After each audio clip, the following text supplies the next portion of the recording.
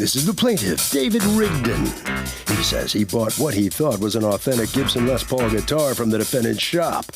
And a few days later, he discovered it was a knockoff. When he told the defendant about it, he didn't seem to care. He refuses to return his money and is nothing but a no-good liar. He's suing for $963, the amount he gave the crooked defendant who knowingly sold him a fake.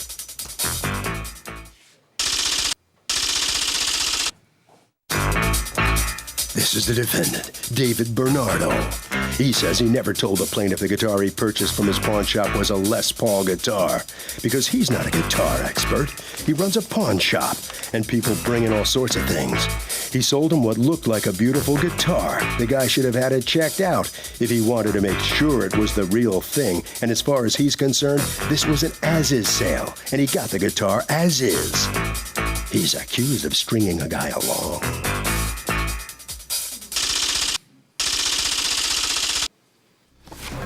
Litigants have been sworn, Your Honor. Thank you, Douglas. Okay, David Rigdon, you are suing Megapon, represented here by Mr. Bernardo. You're the manager. You have authority to represent today. For $963, the amount that you paid them for what you thought was a real Gibson Les Paul guitar, 1996, correct? Yes, Which, according to you, isn't. All right, tell me exactly what happened. Well, I walked into the pawn shop. It had a grand opening sign out front, and I thought, well, I need to go in and check, see what they had, because I'm in the market for a guitar. So I walk in there, and I saw a Les Paul guitar hanging up on the wall. Okay, how did you know it to be a Les Paul guitar? Well, because I know the Gibson headstocks, I know the Gibson body shape of a guitar. So anyway, I saw it, and I asked Dave if... Do you know him from before? I don't know him other than just that day that I met him. But anyway, I asked him what year it was, and he said it was 1996. Tell me, slow down. So you say to him, what year is that guitar? I said, what year is that guitar? And he says? And he said it's a 1996 Les Paul Classic. Okay. So I said, well, could I take a look at it? And I put it in my hands, and I asked him if he had an amplifier that I could plug it into. Well, he had this cruddy old amplifier that it wasn't even old. I don't think it was just a cruddy one. Okay. But anyway, I plugged it in, and there was all kinds of crackling going on, but that could have been the cord, that could have been the amplifier itself. So anyway, I went ahead, and it sounded like a humbucker sounds to me anyway. It sounded like what? A humbucker pickup. That's what are installed in Gibson guitars, is humbucker pickups. Okay. So anyway, I said, well, how much are you asking? And he said $1,100. And I thought, wow, that seems like a pretty decent deal. So I said, would you take an offer on it? And he says, what are you thinking? And I said, $800. And he says, no, that'd be too low. I can't go that low on it. So I said, well, I'm gonna have to think about this. And he goes, I'll go 1,000. And just playing, the game there, I said, I'll go 900, and that's my final offer. How did he get the guitar? Did you ask? I didn't ask him, no. He's a pawn shop. I know, I know. Okay. But anyway, he said, let me make a phone call. So he called somebody by the name of Mo. I don't know if that's the owner, and that's all I know about his name. But anyway, and then Curly and Larry called back? Well, anyway, I says, he called Mo, and Dave says, the defendant says, Mo, I've got a real guitar player here. And a lot of my friends that know me as a guitar player probably laughed at that because I'm not a professional guitar player. Okay. But anyway, he says that he wants to offer $900 for this Les Paul. And whoever Mo is says if he will pay the tax, we'll do it cash only. So anyway, it wasn't any big deal for me to go get the cash because my bank was basically down the street. It wasn't very far to go to get it. So that was basically it. I walked out with the guitar in my hand. I took it home and I plugged it into my amplifier. It's a Fender Blackface Twin, which is they're nice amplifiers. They can tell you what a guitar is all about. Okay. I plugged it in and I kind of knew that this wasn't what I was hoping to hear. And so I opened up the two black back plates. on the guitar, and as soon as I saw the pots, why didn't you open up the back plates when you were at the pawn shop buying them? Well, it takes a small screwdriver to do it, and I didn't. And they don't have that at the pawn shop? Well, they could have, and I didn't ask. You didn't ask. I didn't ask. Let's see the guitar. So, sure. What's going on? He says you sold him a fake and that you represented it as real. I run a pawn shop. I'm no guitar expert, Your Honor. The gentleman, I took that guitar in on pawn. I did my due diligence like I take any item in. I did do some research on it. I gave a $300 loan on it. Typically, we do about 1/3 of what we think the value of the guitar is. After the pawn period expired, the guitar was forfeited to us.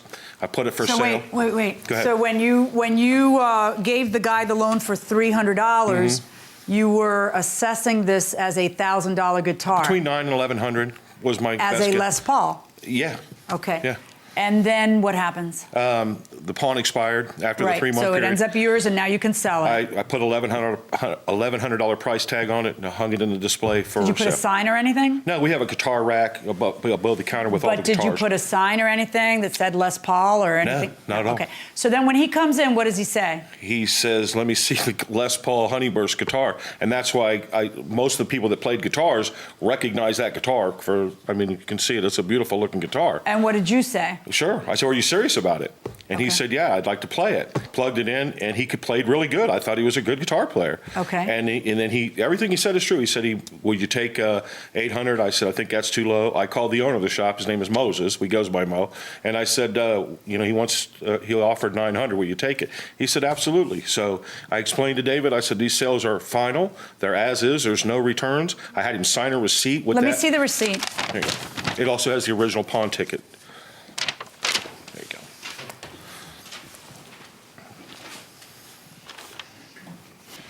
go. He left. He came back. He paid for the Music guitar. equipment, Gibson Les Paul guitar, Honey. All sales are final, no exchange or refunds. All merchandise sold as is unless otherwise noted in writing. So basically, if I understand your defense, what you're saying is, hey, I thought it was a Les Paul, but I'm a pawn shop, and why it's not a representation if I'm saying it, because I'm just a pawn shop. It came to me that way, I sold it that way, and he should have be aware? I would have been more than welcome if after he bought it, he called me and said he didn't believe it was real, and he told me he had taken it somewhere. I would have been open to him bringing an expert to us. I would love to learn as well, but. Well, let's learn, because that little fellow over there, stand up, sir. Okay, tell me your name. Mike Rock from Sam Ash Music. So talk to me. What do? You work at Sam Ash? Yeah, I handle their entire used gear for all 45 stores. I'm an expert in guitars especially, and Les Pauls are favorites of mine. Okay. And how long have you been doing that? Over a decade at Sam Ash and longer elsewhere. Okay. Do you two know each other before this? No. All right. So he brings you the guitar, and you see it, and how long does it take you to decide this isn't legit? This? Yeah. The case wasn't all the way open before that I realized it was. And what about bogus. it made you realize that it was not legit? Welcome back to the People's Court, Harvey. 11 years. So, is this plaintiff entitled to get his money back from the defendant?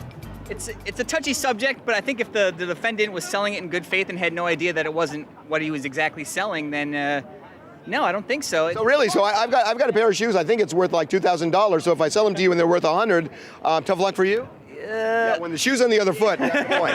What do you think? I think no. He's at a pawn shop. You know, you take for. So you take your chances? I take your chances. Yeah, but the guy's representing a certain thing. You have a certain responsibility as the owner to know what you're buying and what you're representing. Wow, I thought you guys would be more pro-consumer going inside the courtroom. It's got a cheap urethane finish as opposed to the lacquer finish. The headstock is shaped wrong. The binding is disgusting. It's got no attention to detail. There's a scarf joint here. Gosh, you're not that good at this, are you? I have a real one there that it doesn't even look like a classic model. I mean, they represented it as a classic. This is a knockoff, but it's a knockoff of a different model. I don't even know what. The end pin's even in the wrong spot. Everything about it is wrong. I didn't bring my glasses. Yeah, it says, I was about to ask, does it actually say? Yeah, sure it does. Right.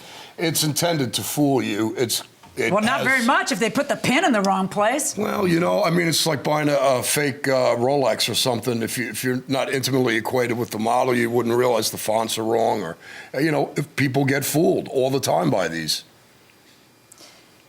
What's this worth? I mean, is there value to a good fake? Is there value to a good fake Les Paul, or not really? I don't even think they're legal, but right. No, exactly. To me, there's no value. It's to me, I wouldn't even hang it on my wall. I find it offensive. Okay, can I? I like him. Can you show me a real one? Sure. Okay. Okay. All right, this got a lacquer finish. You'll see immediately. And all Gibsons are high-end models, but this is not one of their super upper echelon models. This has got a high-gloss lacquer finish. There's no scarf joint. There's no messiness or ugliness anywhere. You want the other one? Can I have the other one to compare? And isn't this pin in the same place, or? No, it's slightly off. Slightly off. That one's about there. Okay. Can we see the other one? Thank you. It's another you thing hold too. that The one up? hardware is different. Yeah. What else were you going to point out that's different? The hardware is different. Yeah. It's a big screw over here. You see, this is slightly different. Slightly off, yeah. The heel shape is different. And that's- I mean, that's not what really makes the difference. This is not a quality-made instrument. Right.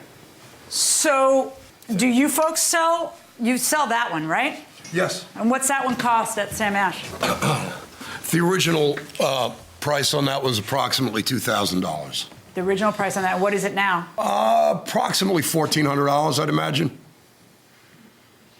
All right. Is there any question that it's not real?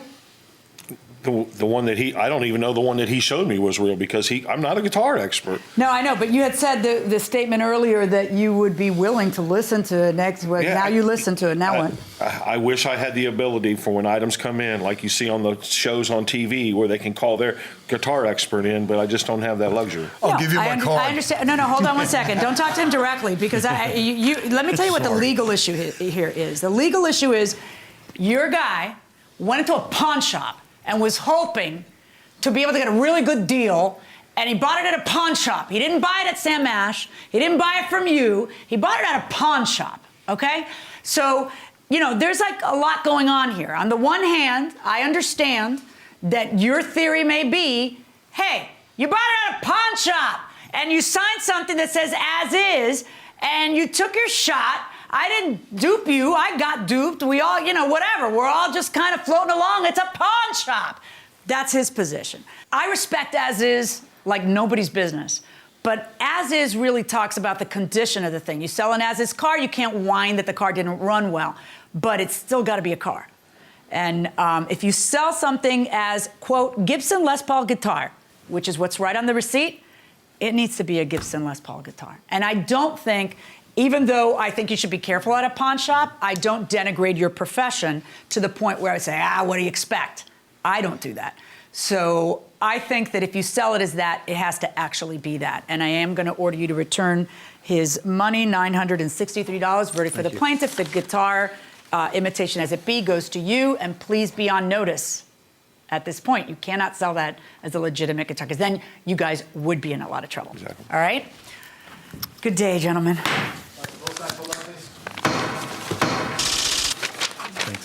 Yeah, no problem. Well, here he is, and he's got his Les Paul faux Les Paul with him. What's your feeling on the outcome? Well, I mean, I understand the judge's position, but there's also part of the receipt that says no return.